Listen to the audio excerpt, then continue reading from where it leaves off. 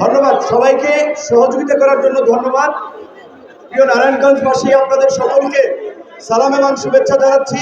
আসসালামু আলাইকুম। অনেকক্ষণ হয়েছে, বিকাল থেকে বক্তব্য শুনছেন, সবাই ক্লান্ত, ক্ষুধার্ত। তো কাজে আমি সংক্ষিপ্ত কিছু কথা বলে আমার বক্তব্য শেষ করতে চাই। প্রথমেই নারায়ণগঞ্জ জেলা এবং মহানগরকে ধন্যবাদ জানাচ্ছি এরকম একটি বড় এবং সুন্দর প্রোগ্রাম আয়োজন করার জন্য। ধন্যবাদ জানাচ্ছি গণ অধিকার পরিষদের অঙ্গ সংগঠন এবং সহযোগী সংগঠন ছাত্র যুব শ্রমিক অধিকার পরিষদের নেতৃবৃন্দকে। ধন্যবাদ জানাচ্ছি নারায়ণগঞ্জ জেলার কৃতি সন্তান আমাদের কেন্দ্রীয় নেতা যারা নারায়ণগঞ্জের এই প্রোগ্রামকে সহযোগিতা করেছেন, আবু হানিফ, জাহিদ ভাই, নারায়ণগঞ্জের ফেরদৌস ভাই, সবাইকে, এবং আমাদের কেন্দ্রীয় নেতা সোনারগাঁয়ের কৃতি সন্তান মিল্কি ভাই, 2500-এর কৃতি সন্তান আমাদের আবু হানিফ, হৃদয় ভাই, ছাত্র অধিকার পরিষদ মহানগরের সভাপতি আফসার, যুব সভাপতি রাজীব, গণ অধিকার মহানগরের সভাপতি আরিফ হোসেন, আরিফ ভুইয়া, সেক্রেটারি রাহুল ভাই এবং অন্যান্য শেখ সাব্বির, অন্যান্য নেতৃবৃন্দ, বিশেষ করে সবার নাম এই মুহূর্তে বলা যাচ্ছে না। আর আমি গত 3টা দিন ঢাকার বাইরে অনেকগুলো প্রোগ্রাম করে খুবই ক্লান্ত, যার ফলে সংক্ষেপে একটু কথা বলে শেষ করতে চাই। প্রিয় নারায়ণগঞ্জবাসী, আপনারা দেখেছেন বিগত 15 বছরে এবং তার আগেও যখনই আওয়ামী লীগ ক্ষমতায় ছিল, ওসমান পরিবারের দাপটে এই নারায়ণগঞ্জে একটা ত্রাসের রাজত্ব সৃষ্টি হয়েছিল। বিশেষ করে গত 15 বছরে এই নারায়ণগঞ্জে যা হয়েছে সেটা বাংলাদেশের ইতিহাসের একটি ঘৃণিত অধ্যায় এই নারায়ণগঞ্জে রচিত হয়েছে। ইন্টারমিডিয়েটের ছাত্র, মেধাবী ছাত্র তানভীর মোহাম্মদ তৌকিকে কিভাবে নির্মমভাবে হত্যা করেছিল এই নারায়ণগঞ্জের এই ওসমান পরিবারের লোকেরা। আইন শৃঙ্খলা বাহিনীকে ব্যবহার করে 7 মার্ডারের মতো একটি ঘটনা ঘটিয়েছিল এই ওসমান পরিবারের লোকেরা। এই সমস্ত ঘটনাগুলো আপনারা দেখেছেন এবং জানেন। তারা খেলা হবে হুঙ্কার দিয়েছিল, কিন্তু খেলা শুরুর আগেই খেলোয়াড়রা মাঠ ছেড়ে পালিয়েছে। অনেক সময় ক্রিকেটের ধারাভাষ্যে অনেক সময় খুব দুষ্টমি করে বলে যে মাঠ চলে গেল বলের বাইরে, বল চলে গেল মাঠের বাইরে, সেটা না বলে যেমন বলে মাঠ চলে গেল বলের বাইরে। আজকে খেলার হুঙ্কার দিয়ে সেই খেলোয়াড়রা আজকে মাঠের বাইরে রাতের অন্ধকারে পালিয়ে চলে গেছে। এই খেলোয়াড়রা নারায়ণগঞ্জে যে চাষের রাজত্ব সৃষ্টি করে রেখেছিল, তার মধ্যে একজন ব্যক্তি আমরা দেখেছি অন্যায়ের বিরুদ্ধে সবসময় প্রতিবাদ চালিয়ে গিয়েছিল, এই তানভীরের বাবা রফিউর রাব্বি সাহেব তার ছেলের হত্যার বিচারের দাবিতে। এটি শুধু একটি হত্যাকাণ্ড নয়, এটি নারায়ণগঞ্জের এই ওসমান পরিবারের ত্রাসের বিরুদ্ধে একটি লড়াই এবং সংগ্রামের প্রেরণা ছিল আমি মনে করি সাধারণ মানুষের জন্য। আমাদের এই নেতৃবৃন্দ এই তাদের হুঙ্কার উপেক্ষা করে তারা গণ অধিকার পরিষদের বার্তাকে পৌঁছে যাওয়ার জন্য তারা কাজ করে গেছে। তারা কাজ করতে গিয়ে অনেকে বলতে পারে নাই, লজ্জায় জানাতে পারে নাই, অনেকে নানানভাবে লাঞ্ছিত হয়েছে, ব্যবসায়িকভাবে ক্ষতিগ্রস্ত হয়েছে, মামলার আসামি হয়েছে। কারণ পুলিশ সহ প্রশাসনকে কিভাবে গত 15 বছরে দলীয়করণ করেছে, দলীয় স্বার্থে ব্যবহার করেছে আপনারা সবই জানেন। আজকে বিএনপি একটি বৃহৎ রাজনৈতিক দল, জামাত, ইসলামী আন্দোলন, গণ অধিকার পরিষদ, অন্যান্য বিভিন্ন সংগঠন আছে, কিন্তু গত 15 বছরে কোনো সংগঠন কার্যত ওইভাবে আওয়ামী লীগের বিরুদ্ধে রাজপথে যে কার্যকর প্রতিরোধ গড়ে তোলা দরকার ছিল, ফ্যাসিবাদের পতনে যে লড়াইয়ের দরকার ছিল, সেই লড়াই কিন্তু গড়ে তুলতে পারে নাই। বরঞ্চ আমরা দেখেছি রাজনৈতিক দলগুলোকে নানান ধরনের টোপ দিয়ে, সুবিধা দিয়ে কিভাবে বিভক্ত করে রেখেছিল। আমরা যখন 2022 সালের 30 ডিসেম্বর থেকে বিএনপি সহ 42টি রাজনৈতিক দল যখন শেখ হাসিনার এই ফ্যাসিস্ট শাসনের অবসানের জন্য এক দফার দাবিতে আন্দোলন করেছিলাম, তখনও অনেক দলকে এক দফার দাবিতে রাজপথে আহ্বান জানালেও কিন্তু তারা আসে নাই। গোপনে গোপনে এনএসআইয়ের পয়সা খেয়েছে, ডিজিএফআইয়ের পয়সা খেয়েছে, শেখ হাসিনার সাথে সমঝোতা করে এই ফ্যাসিবাদকে টিকিয়ে রাখার জন্য কাজ করেছে। কাজেই আজকে এই ছাত্র জনতার রক্তাক্ত সংগ্রাম এবং প্রাণের বিনিময়ে আমরা যে পরিবর্তন পেয়েছি, আমরা যে নতুন বাংলাদেশ পেয়েছি, সেই পরিবর্তনকে দীর্ঘস্থায়ী করার জন্য নতুন বাংলাদেশের সুফল এদেশের জনগণের কাছে পৌঁছে দেওয়ার জন্য এই তারুণ্যের রাজনৈতিক দল গণ অধিকার পরিষদ কাজ করছে। গণ অধিকার পরিষদের নেতৃত্বে সারা বাংলাদেশে তারুণ্যের নতুন ধারা রাজনীতির সৃষ্টি করতে হবে। পুরানো রাজনৈতিক দলগুলোর ব্যর্থতা, গত 50 বছরের ইতিহাস, হিংসা বিদ্বেষ, হানাহানি, মারামারি, বিভাজনের ইতিহাস। 1971 সালে মুক্তিযুদ্ধের মধ্যে দিয়ে একটি জাতীয় ঐক্য এবং সংহতি প্রতিষ্ঠা হলেও আমরা দেখেছি মুক্তিযুদ্ধের পরপর আওয়ামী লীগের কারণে সেই জাতীয় ঐক্য এবং সংহতিতে কিভাবে ফাটল ধরিয়েছে, কিভাবে মুক্তিযোদ্ধাদেরকে হত্যা করিয়েছে, কিভাবে তখনকার সময়ে একদলীয় শাসন বাকশাল কায়েম করে মুক্তিযুদ্ধের স্পিরিট গণতন্ত্রকে ভুলণ্ঠিত করেছিল। সেই সময়ের মুক্তিযোদ্ধারা সেই আওয়ামী বাকশালকে রুখে দিয়েছিল, যার ফলশ্রুতিতে এই 75 থেকে 96 21 বছর ক্ষমতার বাইরে থেকেছে। কিন্তু ক্ষমতার বাইরে থেকেও 96-এ যখন ভারতের সহযোগিতা এবং পৃষ্ঠপোষকতায় ক্ষমতা আসে, তখনই আবার আওয়ামী লীগের পুরানো রূপ দেখা গিয়েছে। এবং 2009 সালে এই তথাকথিত 111-এর মাধ্যমে যখন আবার আওয়ামী লীগ ক্ষমতায় এসেছে, তখন তার আবার সেই বাকশালী রূপ আমরা পর্যবেক্ষণ করেছি। দেশের রাষ্ট্রীয় সমস্ত প্রতিষ্ঠানগুলোকে দলীয়করণ করে ভিন্ন মতের মানুষকে মামলা হামলা দিয়ে ভারতীয় নীল নকশায় এদেশে আওয়ামী লীগ একটি ফাঁসিবাদী শাসন কায়েম করেছিল, একদলীয় শাসন কায়েম করেছিল। তার বিরুদ্ধে যারাই কথা বলেছে, যারাই লড়াই করেছে, তাদেরকে কারাগারে যেতে হয়েছে, হামলা মামলার শিকার হতে হয়েছে। কাজেই আমরা চাই না আওয়ামী লীগের মতো আগামীর বাংলাদেশে আবার কেউ ফাঁসিবাদ কায়েম করুক।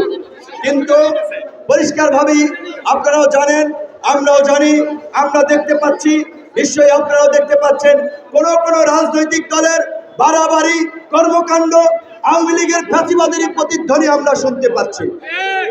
কাজেই পরিষ্কারভাবে আমরা বলতে চাই, ছাত্র জনতা সে নতুন বাংলাদেশের স্বপ্ন নিয়ে লড়াই করেছে, জীবন দিয়েছে, রক্ত দিয়েছে। সেই নতুন বাংলাদেশ বিনির্মাণ করতে চাই। নতুন সামাজিক চুক্তি, নতুন রাজনীতি, নতুন নেতৃত্ব, পুরানোদের ব্যর্থতার জঞ্জাল অপসারণে নতুনদের রাজনীতিতে আগমনের কোনো বিকল্প নাই। পরিবেশ পরিস্থিতির কারণে হয়তো অনেকেই রাজনীতি বিমুখ ছিলেন, রাজনীতি করেন নাই, রাজনীতি থেকে দূরে থেকেছেন। আমি আপনাদেরকে বিনয়ের সাথে অনুরোধ করব, এখন সময় এসেছে দেশের প্রয়োজনে, জাতির প্রয়োজনে, ভবিষ্যৎ প্রজন্মকে রক্ষায় নতুন ধারার রাজনীতিতে যুক্ত হওয়া। কারণ এই পুরানো রাজনৈতিক দলের কর্মকাণ্ড আমরা দেখেছি। আওয়ামী লীগের পতন হয়েছে, ফাঁসিবাদের পতন হয়েছে, চাঁদাবাজ দখলদাররা লেজ গুটিয়ে পালিয়েছে, দেশ ছেড়ে পালিয়েছে। কিন্তু নারায়ণগঞ্জের ফুটপাত বলেন, মিল ফ্যাক্টরিতে বলেন, দোকানপাট বলেন, বণিক সমিতি বলেন, সেখান থেকে কি চাঁদাবাজি বন্ধ হয়েছে? দখলদারি বন্ধ হয়েছে? শুধুমাত্র হাত বদল হয়েছে। কাজেই এই যে অন্তর্বর্তীকালীন সরকার ক্ষমতায় আছে, দেশের যে পরিস্থিতি, তাতে একটা অবাধ সুষ্ঠু নিরপেক্ষ নির্বাচনের পরিবেশ তৈরি করতে এবং নির্বাচনে যেতে হয়তো তাদের 2 বছরের মতো সময় লাগতে পারে। কিন্তু আমরা বলেছি 2 বছর লাগুক, আর 1 বছর লাগুক, আর 3 বছর লাগুক, রাষ্ট্র সংস্কার এবং নতুন বাংলাদেশের গন্তব্যে যাওয়ার জন্য যে কয় বছর সময় লাগে, আমরা অন্তর্বর্তীকালীন সরকারকে সেই কয় বছর সময় দেব। শেখ হাসিনার ফাঁসিবাদ আমরা 16 বছর সহ্য করেছি, অত্যাচার নির্যাতন আমরা 16 বছর সহ্য করেছি। কাজেই অন্তর্বর্তীকালীন সরকার যদি এই ফাঁসিবাদী রাষ্ট্র কাঠামোকে বদল করার জন্য 2-1 বছর সময় নেয়, আমরা কি সহ্য করতে পারবো না? পারবো। তবে অবশ্যই অন্তর্বর্তীকালীন সরকারকেও সতর্ক থাকতে হবে, তাদের বিরুদ্ধে যেন জনরোষ এবং জনক্ষোভ তৈরি না হয়। দ্রব্যমূল্যের যে ঊর্ধ্বগতি, মানুষের যে ভোগান্তি, এগুলো নিরসন করতে না পারলে অন্তর্বর্তীকালীন সরকারের বিরুদ্ধেও কিন্তু জনগণ ফুঁসে উঠবে। কাজেই সরকারকে সতর্ক করে বলছি, আমরা আপনাদেরকে সহযোগিতা করতে চাই। সকলের সহযোগিতা নিয়ে রাষ্ট্রে স্থিতিশীলতা আনুন। সমাজ এবং রাষ্ট্রের যে বিদ্যমান নৈরাজ্য চলছে, সেগুলো বন্ধ করুন। কোন রাজনৈতিক দলের কর্মকাণ্ড ভিন্ন মত এবং বিরোধীদের কর্মকাণ্ডে বাধা দিচ্ছে, ব্যানার ছিঁড়ে ফেলছে, পোস্টার ছিঁড়ে ফেলছে। এই যে যারা পোস্টার ছিঁড়ে ফেলছেন, ব্যানার ছিঁড়ে ফেলছেন, অন্য দলের নেতা কর্মীদেরকে হুমকি দিচ্ছেন, হামলা করছেন, তাদের উদ্দেশ্যে একটা কথা বলতে চাই, আওয়ামী লীগ থেকে শিক্ষা নিন। আওয়ামী লীগ থেকে শিক্ষা নিন। এত বড় সরকার, এত বড় রাজনৈতিক দল, এত বড় রাষ্ট্র ভারতের সমর্থন, 15 বছরে যারা পুরো রাষ্ট্রযন্ত্রকে দলীয়করণ করেছে, সেই আপনার শাসন ব্যবস্থার ফাঁসিবাদের নায়ক ছিলেন, নায়িকা ছিলেন শেখ হাসিনা, জুতাটা পরার সময় কিন্তু পায় নাই। কাজেই বাড়াবাড়ি বন্ধ করুন। বিশেষ করে পরিষ্কারভাবে বলতে চাই, বিএনপির সাথে আমাদের রাজপথের আন্দোলন সংগ্রামের একটা সম্পর্ক। বিএনপির সিনিয়র নেতৃবৃন্দ দায়িত্বশীলতার সাথে, সহনশীলতার সাথে যেভাবে পরিস্থিতিকে নিয়ন্ত্রণ করার জন্য চেষ্টা করছে, বিএনপির তৃণমূলের কিছু নেতা কর্মীরা অতি উৎসাহী হয়ে এই আন্দোলন সংগ্রামে, এই যুগপৎ আন্দোলনে যারা ছিল তাদের সাথেও তারা ঝামেলার সৃষ্টি করছে। তাদের উদ্দেশ্যে বলতে চাই, সেনা শাসন ডাইকে আইনেন না, সেনা শাসন ডাইকে আইনেন না। কোথাকার আগুন কোথায় যায়, কোন ঘটনায় কি হয়, সেটি কিন্তু বলা যায় না। এটা আমার খুব কষ্ট লেগেছে। এই কথা আমরা পাবলিকলি বলতে চাই না, এই রকমের জনসমাবেশে বলতে চাই না, কিন্তু বলা ছাড়া তো গতি নাই, কারণ প্রতিকার হচ্ছে না। আমি আমার জেলাতে প্রোগ্রাম করে এসেছি, হুমকি দিচ্ছে যে ভিপি নূরের গণ অধিকার করলে এই জেলের চাল পাবেন না, সমাবেশে আসলে আওয়ামী লীগের মতো বাধা দেওয়া হচ্ছে। এইখানে আমাদের মিল্কি ভাই বলেছে সোনার গায়ে তার পোস্টার ছিঁড়ে ফেলেছে, আবু হানিফ ভাই বলেছে নারায়ণগঞ্জের 2500-এ আমাদের সদস্য সচিবকে মেরে তাকে নাকি মামলা দেওয়ার হুমকি দিয়ে তার কাছ থেকে পয়সা নিয়েছে। এই ঠাকুরগাঁয়েও আমাদের ছাত্রনেতা মামুনের সাথে ঝামেলা হয়েছে। পরিষ্কারভাবে বলতে চাই, হাসিনার রক্তচক্ষু, হাসিনার ডিজিএফআই এনে চাই, ছাত্রলীগ যুবলীগের 15 বছর দাপুটের মধ্যেও কিন্তু কারো রক্তচক্ষুকে পরোয়া করে রাজনীতি করি নাই। আমাদের সামনে রক্তচক্ষু দেখাবেন না, তার পরিণতি এবং ফল কারো জন্য ভালো হবে না। আওয়ামী লীগকে হটিয়ে যেমনি ভাবে নতুন বাংলাদেশ বিনির্মাণ করেছি, এই দেশের সমস্ত বিরোধী দল, রাজনৈতিক দলের নেতৃবৃন্দকে আমরা অনুরোধ করব, আমাদের বিভাজন এবং আমাদের বিভক্তির ফলে এই ফাঁসিবাদকে পুনর্বাসনের সুযোগ করে দিবেন না। আগামীর বাংলাদেশ বিনির্মাণে সমস্ত বিরোধী দলের নেতা কর্মী যারা বিগত দিনে আন্দোলন সংগ্রাম করেছেন, নির্যাতিত নিষ্পেষিত হয়েছেন, সকলকে ঐক্যবদ্ধভাবে জাতীয় ঐক্য এবং সংহতি প্রতিষ্ঠার মধ্য দিয়েই আগামীর নতুন বাংলাদেশ বিনির্মাণ করতে হবে। কোন রাজনৈতিক দল যদি ভেবে থাকেন আমরা একাই 100 ক্ষমতায় চলে আসছি, এত সোজা না।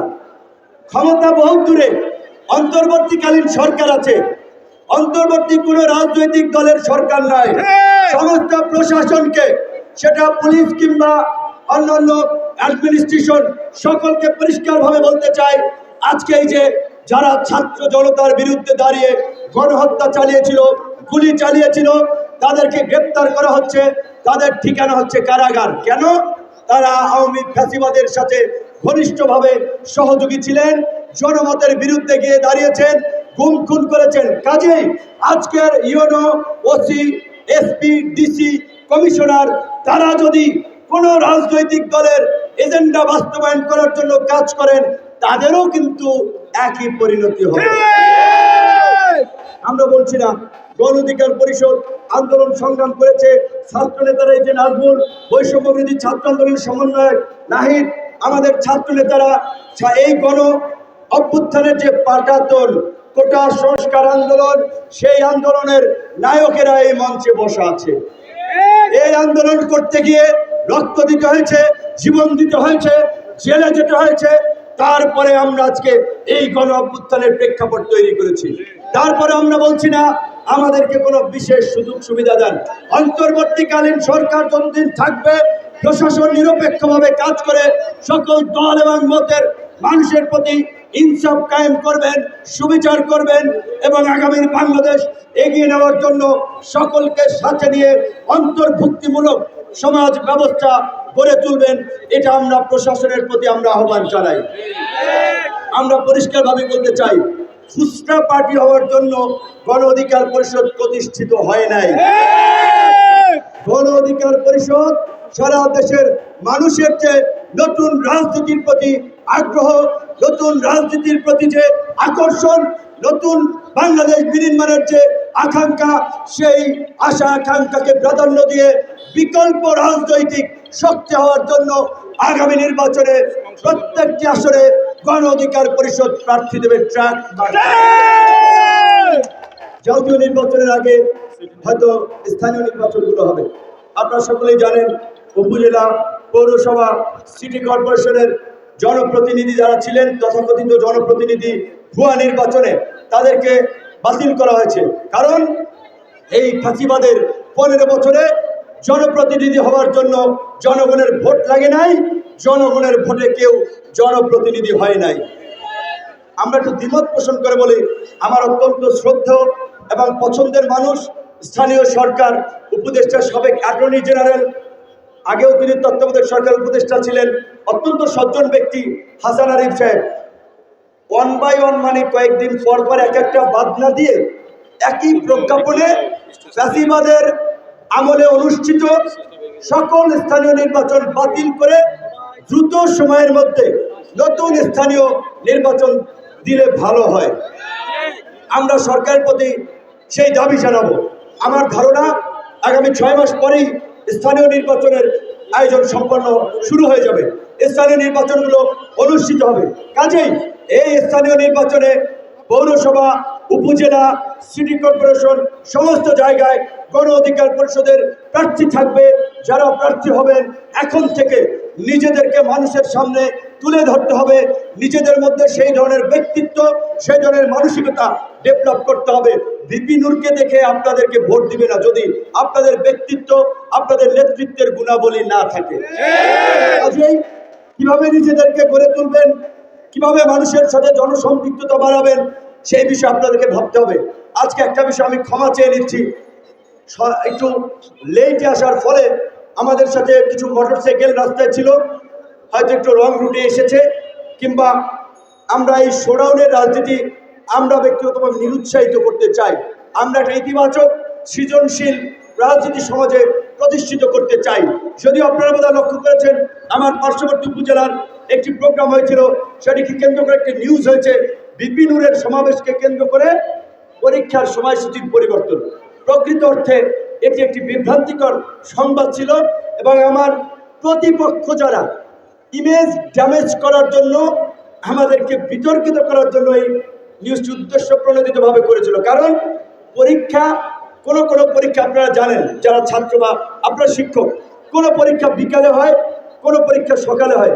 সেদিন একটি সকালে পরীক্ষা ছিল, কাজে এটা গণ অধিকার পরিষদের সমাবেশের সাথে কোনো সম্পর্কিত নয়। তারপরেও আমরা বলছি, জনভোগান্তি সৃষ্টি করে জনগণ বিরক্ত হয় এমন কোনো কর্মসূচি, এমন কোনো কার্যক্রম গণ অধিকার পরিষদের পক্ষ থেকে নেওয়া যাবে না।